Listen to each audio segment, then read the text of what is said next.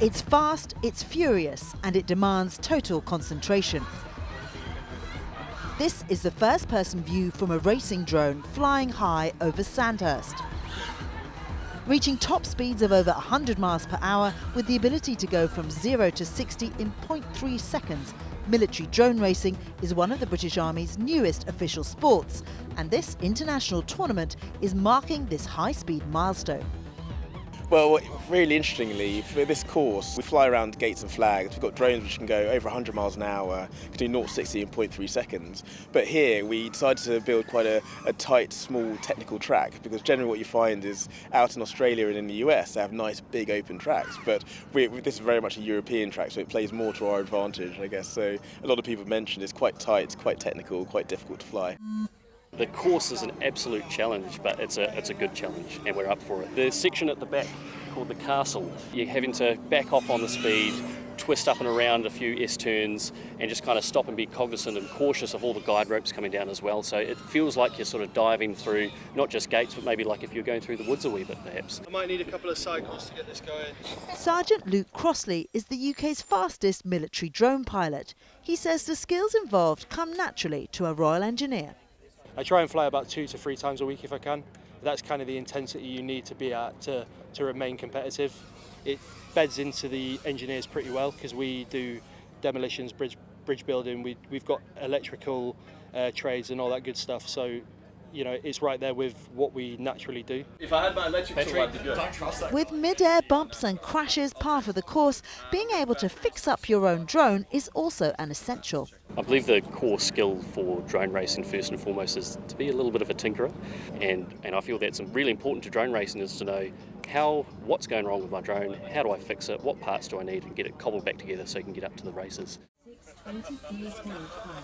Unfortunately for UK pilot Luke, a promising run to the semis comes to an end when he's literally knocked out of the race. I got off the blocks first and I wanted to get away from the pack because that's where you can crash and you get mid-airs. That's where one of the drones comes into contact with another drone and usually there's only one survivor.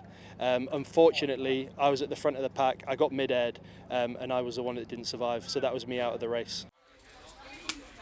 The first international military team to officially recognise drone racing as a sport, the Australian Defence Forces are the team to beat, and they're the clear winners of the tournament at Sandhurst. It feels incredible. I believe the high you get off racing is unmatched, absolutely.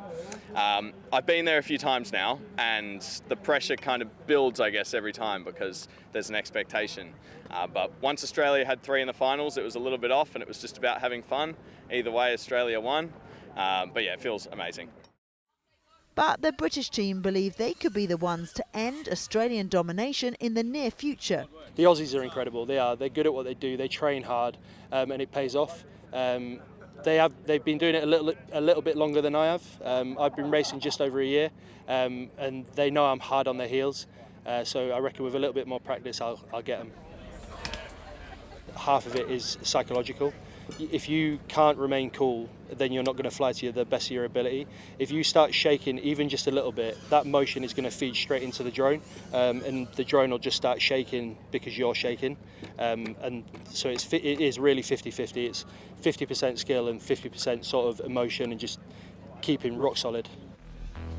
And all these new skills clearly go far beyond the racecourse. As drones and unmanned systems become central to modern military thinking, the same precision and innovation on show here could also give skilled drone racers the edge in real-world operations. Rosie Laydon, BFBS Forces News, Sandhurst. Thanks for watching. For more from BFBS Forces News, like and subscribe to our channel.